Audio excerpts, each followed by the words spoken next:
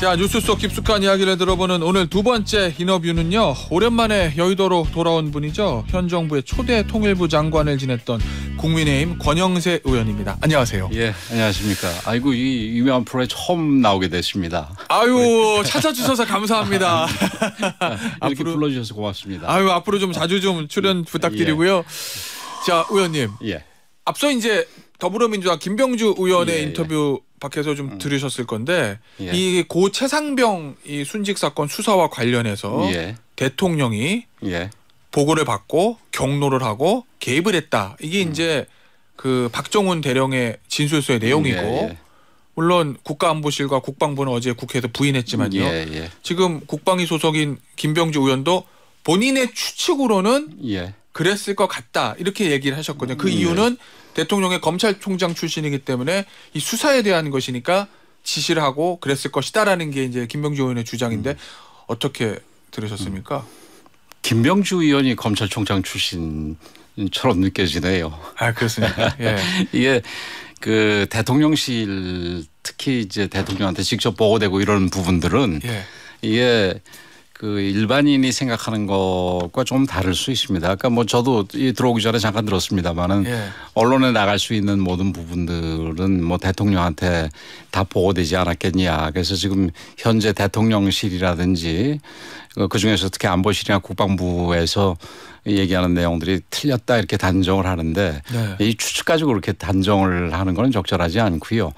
이 대통령실의 보고가 뭐 예를 들어서 10개가 됐다 하더라도 대통령이 하시는 일이 워낙 많기 때문에 그중에서 대통령께 직접 보고되는 건 한두 건 정도에 불과합니다. 그건 아마 잘 아시리 우리 김태현 사회자께서도 잘 아시리라 생각이 되는데 그래서 본인이 추정한 가지고 그걸 가지고 비판하고 비난하고 이러는 부분은 뭐 정치적인 공세는 야당으로서 뭐 충분히 이해가 되지만 그 공세가 객관적 사실을 담보한다고 얘기하기는 어렵죠. 그리고 특히 요즘이 어느 세상인데 이 국방부라든지 대통령실이 전혀 근거 없이 이 잡아떼기라도 하듯이 그렇게 부인을 할 수가 있겠습니까? 그건 뭐 조금 그 지나치다 이렇게 생각을 합니다. 그 대통령이 관여하는 일이 워낙 중대한 일이 많기 때문에 이 정도 사안을 대통령에게 직접 대면 보고하고 지시받고 이러진 않았을 것이다. 이 정도 사안이라기보다는 사안 자체는 굉장히 중요하죠. 물론 그렇죠. 사안 자체는 중요하지만. 그런데 그 사안 중에서 이 정도 세세한 사항들까지 다 보고가 되지는 않았을 것이다. 이렇게 보는 게 맞겠죠. 알겠습니다. 이 현 정부 초대 통일부 장관을 하셨어요. 그리고 이제 김용호 통일부 장관이 새로 취임을 했는데 이 장관님 처음 취임할 때 통일부하고 그리고 퇴임하실 때 통일부의 위상이 좀 바뀐 거 아니냐라는 뭐 통일부가 어디로 가겠습니까? 그거 다 마찬가지로 통일부인데 그 위상이라보다는 역할이라든가 이런 게 좀 바뀔 수가 있는 부분이 그거는 지금 지난 1년 동안 그 북한의 태도를 보면서 통일부의 역할이라든지 뭐 기능이라든지 이런 것이 조금은 조정될 수 있다고 생각을 합니다. 그리고 그런 조정이 당연히 필요하지 북한의 태도가 굉장히 완고하게 계속해서 유지되고 있고 우리의 기대와는 달리 계속해서 도발을 하고 있는 상황에서 뭐 안보 부서 전체가 마찬가지겠습니다만 그 통일부도 그 상황을 반영을 한 변화는 좀 있어야 될 거라고 생각을 합니다. 그럼 북한의 워낙 강경한 입장이 계속되고 있기 때문에 통일부의 역할이 좀 변할 수도 있다. 사실은 그 이제 뭐 오늘도 얘기가 좀 나올 수 있겠습니다만은 제가 나와서 이제 다른 안보부처랑 협업을 해서 이 정부의 비핵화 방안인 담대한 구상을 발표했지 않습니까? 근데 담대한 구상은 지난 그 시기에 비핵화 방안과 달리 두 부분으로 구성이 되어 있습니다. 하나는 어떻게 대화로 이끌어 나오느냐. 그다음에 또 하나는 대화로 나왔을 때 어떤 식의 뭐 당근이라는 말을 북한이 좋아하지는 않는다는데 그러지만 어쨌든 그 당근을 이용을 해서 혹은 채찍을 이용을 해서 북한의 실질적인 비핵화를 만들어내느냐 이렇게 두 부분으로 되어 있는데 그 처음에는 사실은 저희들도 기대는 후자의 부분 직접적인 비핵화와 관련된 부분에 대해서 관심을 뒀습니다마는 지금 1년 동안의 북한의 태도를 보면은 이 후반부보다는 전반부 어떻게 하면 북한을 대화로 이끌어내느냐 부분에 더 이제 강조점이 두어져야 되고 그 부분들이 좀 우선시돼야 된다 이렇게 생각을 합니다. 그 말씀하신 그 담대한 구상이라는 대통령의 대북 정책의 기본 틀. 이게 지금 북한이 오늘 아침에도 탄도미사일 발사했다고 하는데 이런 상황이 계속되면 그게 구현이 될 수 있기는 하는 겁니까? 그러니까 지금 말씀드린 부분이 담대한 구상의 첫 번째 부분이 바로 그런 부분입니다. 북한이 핵과 미사일을 개발을 해서 그러니까 북한의 생각이라는 거는 뭐 이 절대적인 이 비대칭적인 우위를 통해 가지고 이 대한민국을 좀 굴복시켜서 얻어낼 수 있는 걸 최대한 얻어내자 혹은 뭐 자기네들이 적화 통일까지 가자 뭐 이런 생각일 거 아니겠습니까? 그래서 그런 부분을 막아내기 위해서 소위 앞부분이라는 게 3D, 3D 정책인데 하나는 첫 번째가 이제 디터런스. 요즘 뭐 확장 억제 얘기 많이 나오지 않습니까? 우리가 이 미국의 이 확장 억제 혹은 뭐 핵 우산을 통해 가지고 이 비대칭적인 북한의 핵 위협에 대해서 우리가 완벽하게 대응하고 또 재래식 전략에 대해서도 우리가 확실한 그 우위를 가짐으로 인해서 북한의 핵이 혹은 미사일이 더 이상 필요하지 않다고 생각을 하게 만들어서 단념을 하게 하는 거죠. 그게 이제 두 번째가 디스에이전입니다. 그래서 단념을 더 이상 이 뭐 도발이라든지 벼랑 끝 전술이라든지 이런 게 통하지 않는다고 생각을 하게 되면은 궁극적으로는 이 이제 대화로 나올 수밖에 없게 되는 거죠. 왜냐하면 핵이라든지 미사일 개발에는 기회비용이 따릅니다. 그런데 그 기회비용은 북한 주민들의 아주 극심한 경제는 아니겠지요. 근데 이걸 해소하기 위해서는 결국은 대화로 나올 수밖에 없게 만든다. 이게 전반부의 소위 3D 정책인데 지금은 이 부분이 우선적으로 그리고 전적으로 통용이 돼야 될 부분이고 강화된 한미동맹 그리고 한일관계 정상화 등을 통해 가지고 이 3D 정책은 아주 잘 이 집행이 되고 있다 이렇게 생각을 합니다. 알겠습니다. 이 관련해서 마지막으로 하나만 더 여쭐게요. 그 통일부의 역할 변화 말씀하셨는데 일각에서는 그런 얘기들도 좀 하더라고요. 예를 들어서 국방부하고 예를 들어서 그 국정원이 대북 정책에 관해서 매파 역할을 하는 건 너무나 당연할 수도 있는데 그래도 통일부는 비둘기파 역할을 해야 어느 정도 균형을 맞춰갈 거 아니냐. 통일부마저 매파 성향을 좀 띠면 너무 북에 대해서 압박만 하는 거 아니야라는 걱정을 하는 일부의 시각도 있던데. 그 말씀도 일리가 있는 부분입니다. 그러나 이게 이 국방부나 예를 들어서 외교부라든지 이제 국정원이라든지 이런 부분은 완전히 이 다른 쪽인데 통일부만 또 완전히 정반대로 가서 곤란하지요. 그래서 어느 정도 차별화는 있겠지만 방향은 맞아요. 방향은 비슷하게 가야 됩니다. 뭐 어제 그 뭐 이게 비슷한 얘기가 될지 모르겠지만 어젠가 그제 대통령께서 좌우 날개 좌우 날개도 얘기를 하시고 이게 뭐 이 골프를 저는 뭐 골프를 즐겨 치지는 않습니다만은 이 300m를 날려도 방향이 틀리면은 오비다 이런 얘기도 하셨는데 전체적으로는 같은 방향으로 가야지 된다. 그런 면에서 통일부가 전에보다는 조금 더 완고하고 그러니까 예를 들어서 당근을 주는 부서지만 당근을 좀 유보하는 그런 식의 그 좀 소극적인 방법으로라서 또 이 전체적인 방향과 맞출 필요는 있다 이렇게 생각을 합니다. 알겠습니다. 주제를 좀 바꿔볼게요. 이 의원님 대선 때도 워낙 캠프에서 중책을 맡으셨고 이번 초대 내각에도 참여를 하셨으니까 윤석열 대통령의 의중을 좀 잘 알고 계실 것 같은데 지금 대통령의 최근 이제 발언들을 보면 강경한 발언들이 많이 나옵니다. 이념을 강조하는 국정의 방향성, 이념, 가치 이런 부분들을 굉장히 강조하는 발언들이 최근에 많이 나오고 있는데 대통령의 의도, 의중은 어디에 있다고 보고 계신가요? 글쎄요. 제가 그 지금 뭐 국무회의도 당연히 한 달 정도 그만둔 지 한 달 정도 됐으니까 그 의원은 뭐 직접 들어가질 않고 그래서 구체적인 건 모르겠습니다만 과거에 연천에는 가셨었죠? 연천에는 갔었죠. 그래서 연천에 같은 그 일시적인 계기가 아니라 국무회의 때 보면은 이념적인 부분도 있지만 굉장히 세세할 정도로 그 이 우리 경제라든지 민생과 관련된 부분에 대해서 얘기를 하십니다. 그래서 그런 걸로 추정을 할 때 그 이념적인 상황이 지금 사회적인 이슈가 된 상황에서는 이념적인 부분에 대해서 지적을 하고 그 부분이 언론에서 크게 다뤄질 수가 있겠지만 뭐 지금 그것만 하는 게 아니라 그리고 뭐 지금 이념 전쟁 하자는 게 아니라 과거에 잘못된 부분이 어떤 수면 위로 드러나서 이 부분이 네. 사회적인 이슈가 됐을 때 이 부분을 수정하기 위해서 몇 가지 얘기하는 부분은 있을 수 있어도 네. 전반적으로 지금 이념 전쟁으로 몰아가겠다 이런 내용은 뭐 아닐 거라고 저는 생각을 합니다.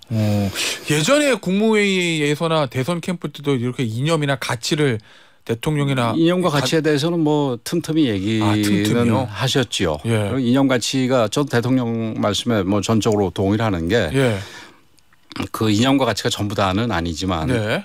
이념과 가치가 어떤 기본이 돼야 되는 부분이 있고 이런 기본이 흔들리는 부분에 대해서는 그건 지적하는 게 지도자로서의 마땅한 책무다 이렇게 생각을 합니다. 그런데 네.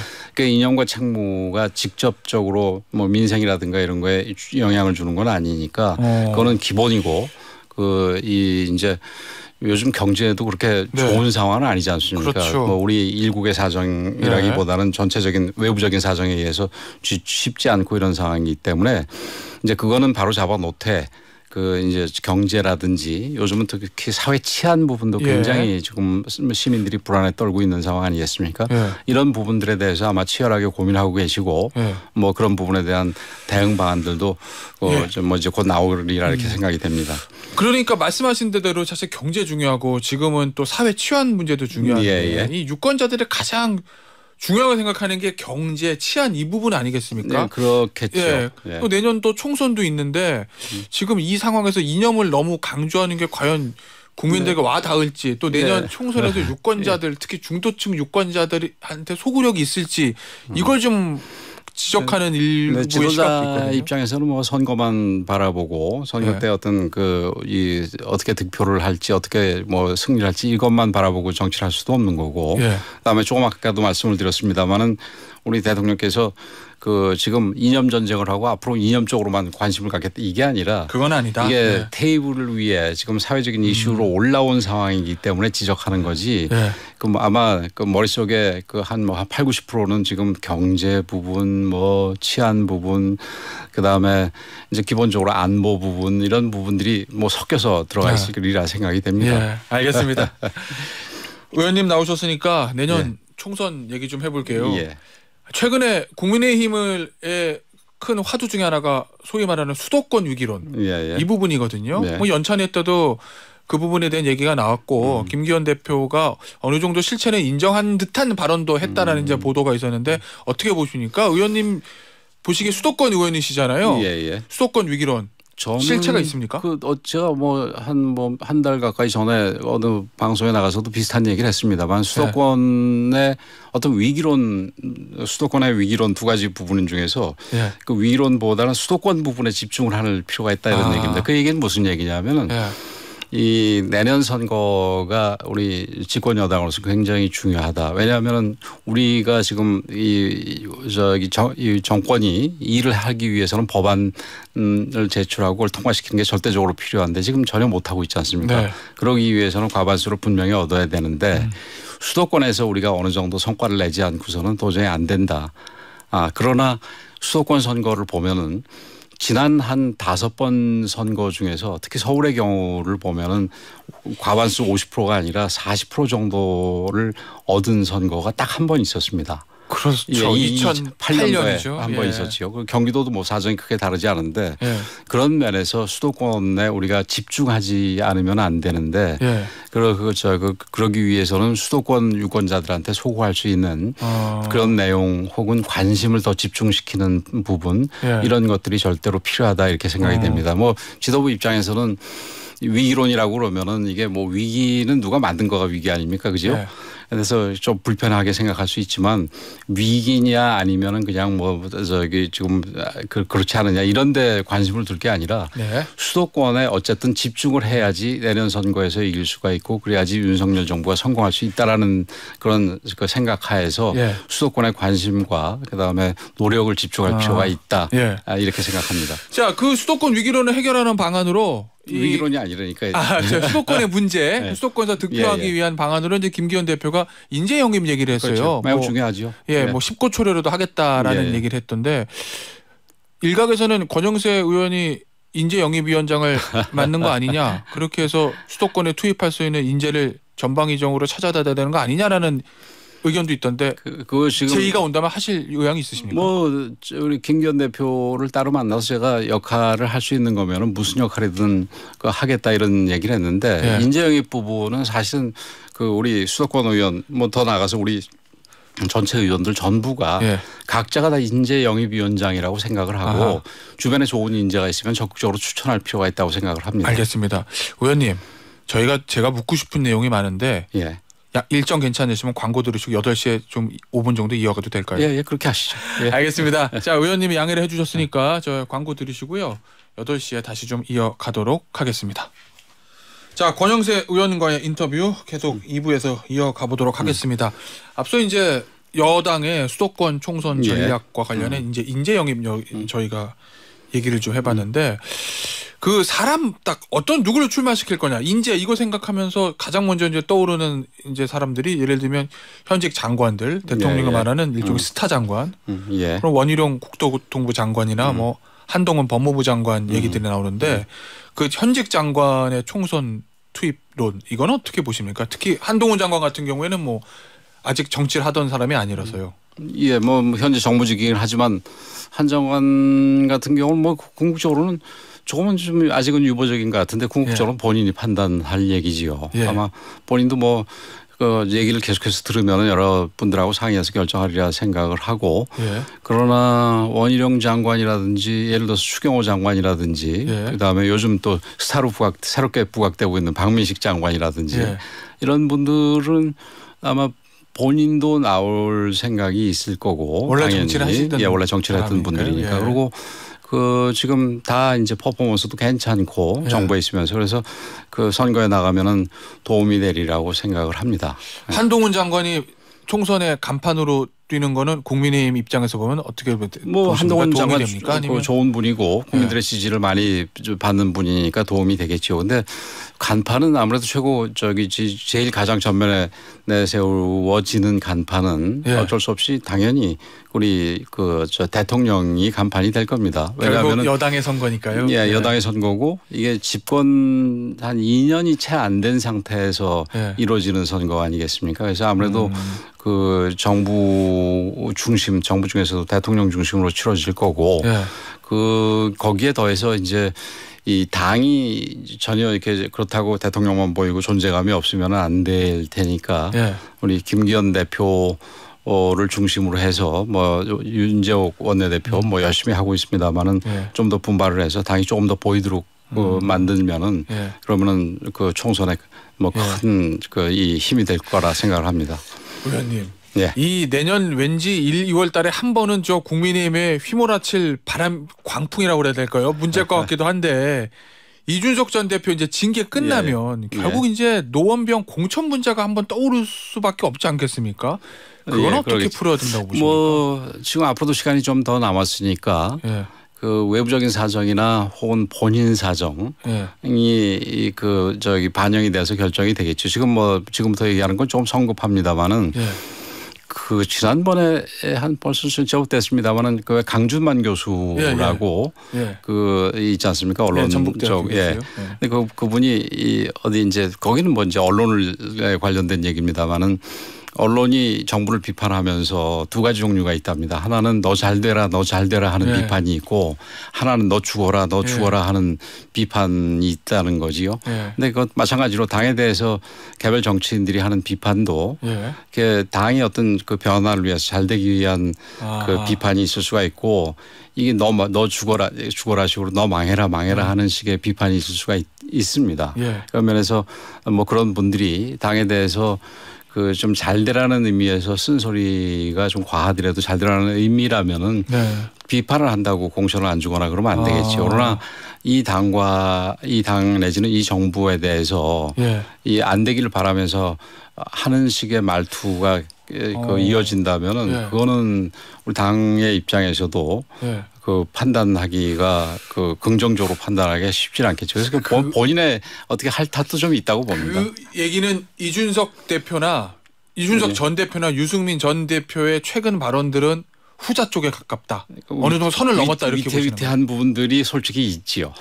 그렇게 보시는군요. 위태위태한 부분이 있다. 위태위태한 부분들이 있는데 그 앞으로 이제 그 많은 시간 동안 또 가만히 있지는 않을 테니까 우리 아마 이 공천을 하는 데 있어서도 국민 여론이라든지 이런 거가 당연히 고려가 돼야 될 거 아니겠습니까? 그래서 우리 국민들이 보기에 저 정도면은 당에 대한 잘 되라는 의미에서 쓴소리다라는 식의 방향으로 결정이 된다면은 그건 긍정적으로 검토할 수가 있고 그렇지 않다면은 당에서도 어쩔 수 없는 거 아니겠습니까? 알겠습니다.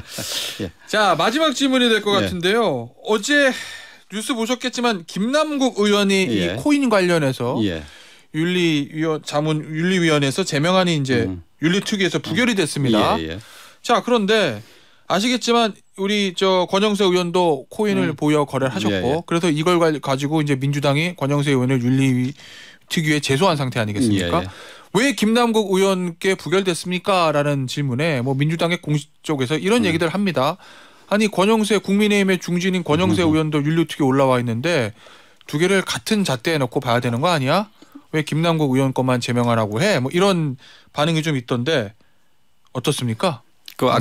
아까 다른 이슈에서 야당으로서 뭐 얼마든지 할 수 있는 얘기다 뭐 이런 얘기인데 뭐 비슷하다고 생각을 합니다. 뭐 김남국 의원하고 저하고는 코인했다라는 거 외에는 뭐 나머지 부분에서는 전혀 다르고 특히 그 야당에서 추천한 윤리자문위원회에서 위원장이 김남국 의원에 대해서는 제명을 윤리자문위원회에서 권고를 했지 않습니까? 저에 대해서는 아무 문제가 없다고 아무 조치를 안 했지 않습니까? 근데 그거를 동일선상에서 묶으려고 노력하는 거는 그것도 그쪽 당의 김홍걸 의원인가요? 거기 뭐 저보다 훨씬 심한데 거기는 고발 안 하고 거기 저만 제소죠. 제소한 거는 뭐 정적인 제스처겠죠. 알겠습니다. 오늘 인터뷰는요 여기서 마무리하도록 하겠습니다. 지금까지 국민의힘의 권영세 의원이었습니다. 감사합니다. 감사합니다.